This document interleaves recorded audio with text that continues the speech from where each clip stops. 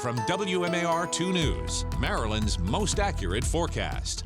And we're tracking another opportunity for snow this week. Those chances are increasing tomorrow evening into Thursday and unfortunately through Friday. We're going to be watching this kind of happen in two rounds. That first round arrives tomorrow evening. I would sped up just a little bit. So that means there could be some very, very light flurries on the roadways when you get off work tomorrow. But then that second round beginning Thursday evening into Friday morning. And we're expecting the higher totals to be to the north and west of the city as they typically are. But there's one part of the state that's close to the bay that actually has a decent shot of seeing a little bit more snow than they've seen so far this year. We'll pinpoint that area within the next couple of minutes. Here's your hour-by-hour projection of your Wednesday, and we'll start off with chilly numbers, mid to upper 20s, clouds building throughout the day. I still think we're going to get a little bit of warmth as we head into the afternoon, not like what we saw today, but getting into the mid to upper 30s after the 12 o'clock hour. But then those numbers start to cool back down, and we're already starting to see some of that moisture trickling in from the west. So that's going to be that light flurry activity. I think that it's going to increase in coverage and intensity as we head through the evening hours. But notice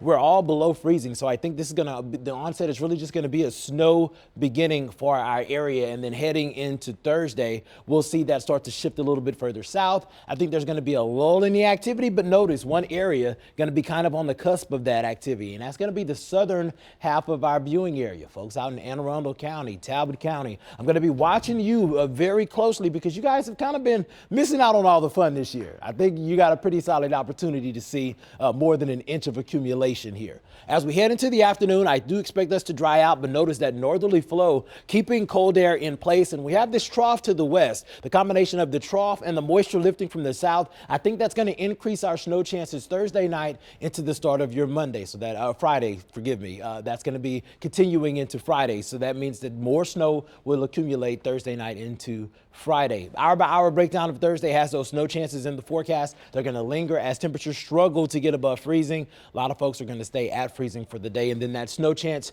early Friday morning. Want to show you the models because we like to show you that data. I think this model is a bit overzealous with our numbers here, but I do think one thing is very important here. Some of these southern areas getting some of the higher totals. Of course, I'm dialing back on that, but I do think that you're going to be kind of included in some of those folks that are going to be on the higher end of this 2 to 4, locally 5. I think lots of these locations could see up to 5 inches. So be prepared for that. Hadn't seen that this year in the forecast. And then as we extend it out, Saturday, we're looking at the chance of some wintry mix, colder numbers for your Valentine's Day. I think it's going to be a good idea to snuggle up. Wintry mix possible early morning, colder air building in overnight, struggling to get to 30 degrees by Monday.